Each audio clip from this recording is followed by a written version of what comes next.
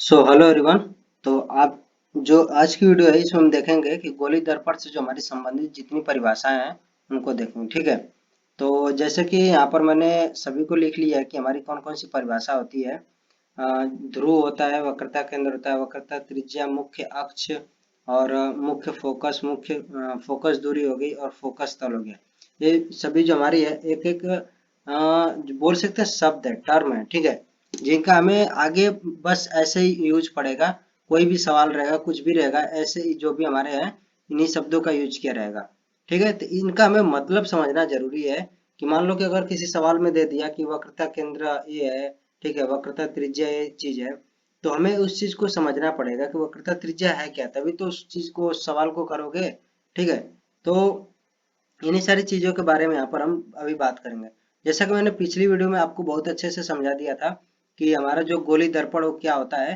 ठीक है, अगर आपने वो वीडियो नहीं देखी तो जरूर देख लेना, क्योंकि अगर आप उसको नहीं देखते हो, अगर आपको गोली दर्पण के बारे में नहीं अच्छे से आइडिया है, नहीं समझ है, तो आप जो है ये जो भी हम यहाँ पर परिभाषा देखेंगे उनको अच्छे से नहीं समझ पाओगे।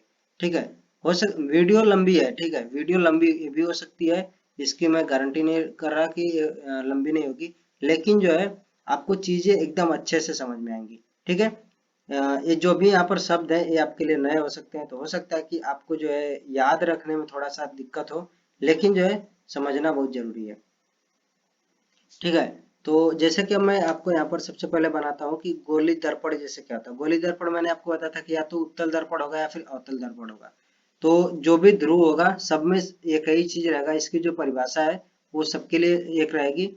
तो मैं यहाँ पर क्या लेता हूँ कि एक मैं कांच का गोला लेता हूँ। ठीक है, तो मैं क्या करता हूँ, इसको कट कर देता हूँ। मैंने एक काट दिया इधर से और एक यहाँ से काट दिया है और बीच वाले को हटा दिया।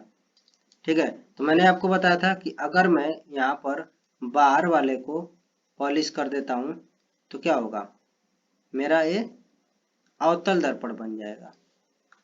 तो हो जाएगा अवतल दर्पण।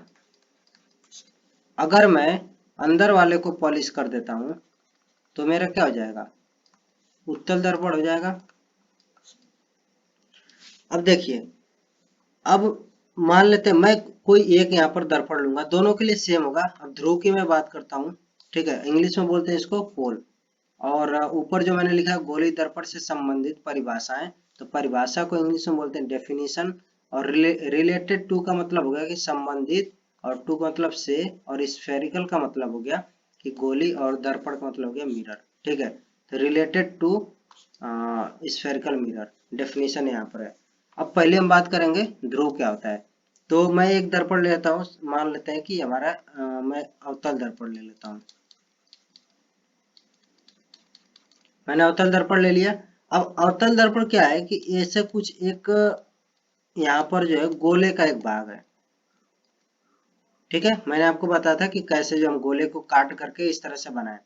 अब गोला जो है मैंने बताया था आपको कि गोले को गेंद की तरह मानना। ठीक है, तो उसके एक उसका भी एक केंद्र होगा जो एकदम बीच में होगा। ठीक है, ये केंद्र हो गया। तो जो गोला है हमारा, ठीक है, जिससे काट करके हमने दर्पण बनाया, या तो उत्तल या फिर अवतल। उत्तल दर्पण रहेगा तो क्या होगा, इधर की साइड में बन जाएगा, इधर की साइड में यहाँ पर बन जाएगा। ठीक है, तो मैं उसको नहीं बना रहा हूँ। तो यहाँ पर सबसे पहले मैं किसकी बात कर ले रहा हूँ अब, वक्रता केंद्र की बात हो जाएगी। तो जो भी हमारा गोला है, ठीक है, जो हमारा गोला है जिसको काट करके हमने उत्तल या फिर अवतल दर्पण बनाया है, उसके केंद्र को हम क्या बोलते हैं, वक्रता केंद्र बोलते हैं। ठीक है, जिस गोले से काट करके उत्तल या फिर अवतल दर्पण, जो भी दर्पण आपने बनाया है, उसके केंद्र को हम क्या बोलेंगे, वक्रता केंद्र बोलेंगे। ठीक है, और ध्रुव हमारा क्या होगा कि ये जो हमारा दर्पण होगा, ये जो हमारा दर्पण यहाँ पर है, इस दर्पण के बीच में एक बिंदु मिलेगा आपको। ठीक है, वो जो हमारा बिंदु होगा वही हमारा ध्रुव होगा।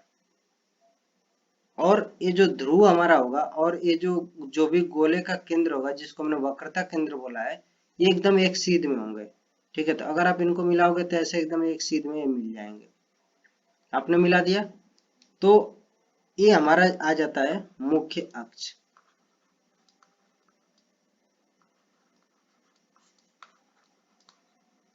तो मुख्य अक्ष क्या है कि जो हमारा ध्रुव है ये वाला, और ये जो हमारा वक्रता केंद्र है, इसको मिलाने वाली जो रेखा हमें मिल रही है वो हमारी क्या होगी, मुख्य अक्ष होगी।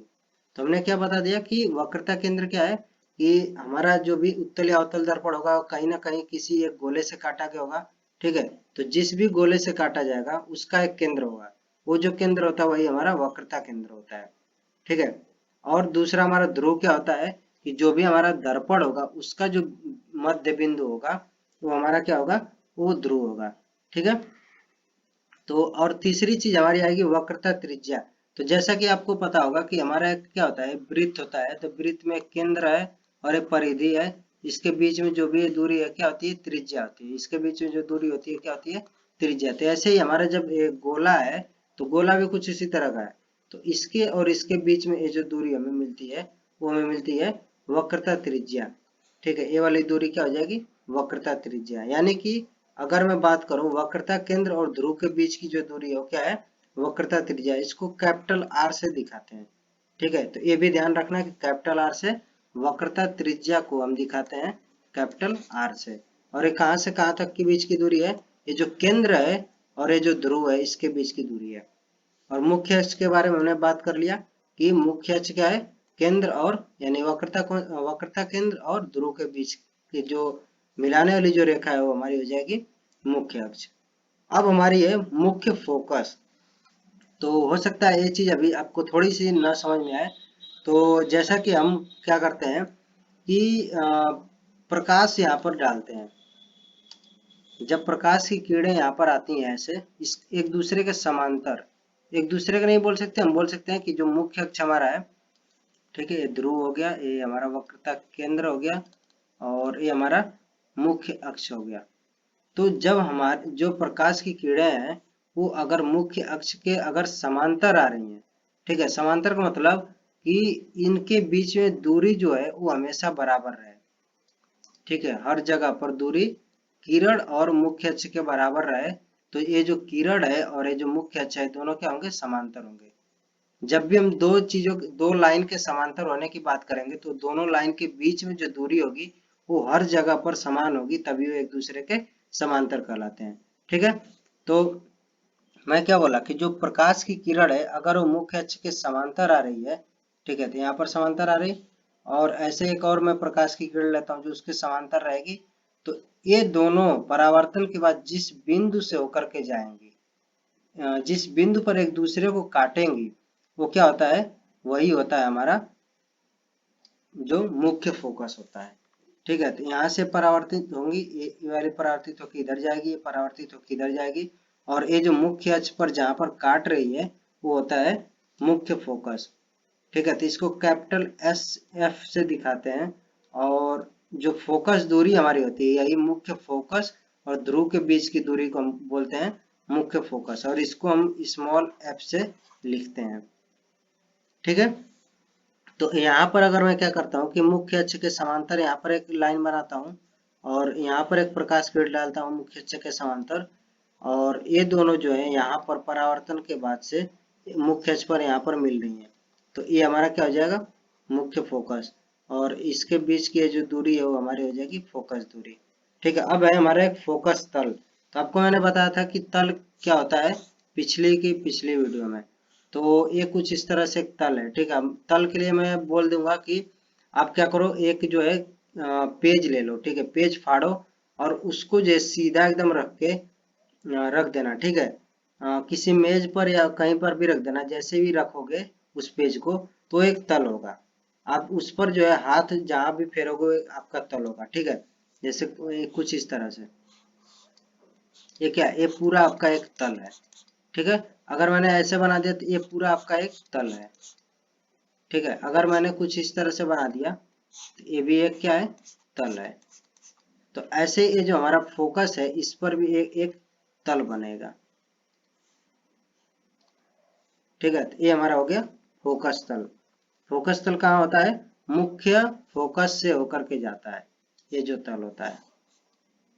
यही हमारे जो है 7 जो है परिभाषा है जिसका हो सकता है कि थोड़ा बहुत अगर आपको कहीं नहीं भी समझ में आया है तो आगे जब हम कुछ सवाल करेंगे तो वहां पर और आपको अच्छे से ये सभी चीजें क्लियर हो जाएंगी, ठीक है। और इनकी इंग्लिश भी लिख लेना कि वक्रता केंद्र क्या होता है, सेंटर ऑफ कर्वेचर होता है। सेंटर का मतलब केंद्र, ऑफ कर्वेचर मतलब कि जो हमारा वक्रता है उसका, ठीक है। वक्रता का मतलब क्या होता है, वक्र मतलब होता है टेढ़ा मेढ़ा, ठीक है। तो टेढ़ा मेढ़ा का मतलब क्या है, यहाँ पर जो है इसका एक गोली दर्पण से मतलब है, ठीक है। गोले से मतलब है कि वक्रता का मतलब, ठीक है।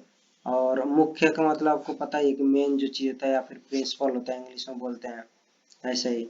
तो बस आगे की वीडियो में और देखेंगे कि हम कैसे जो है प्रतिबिंब को बनाते हैं किरणों को खींच करके, और फिर जो है गोली दर्पण से प्रतिबिंब कैसे और बनेगा उसको हम देखेंगे, ठीक है।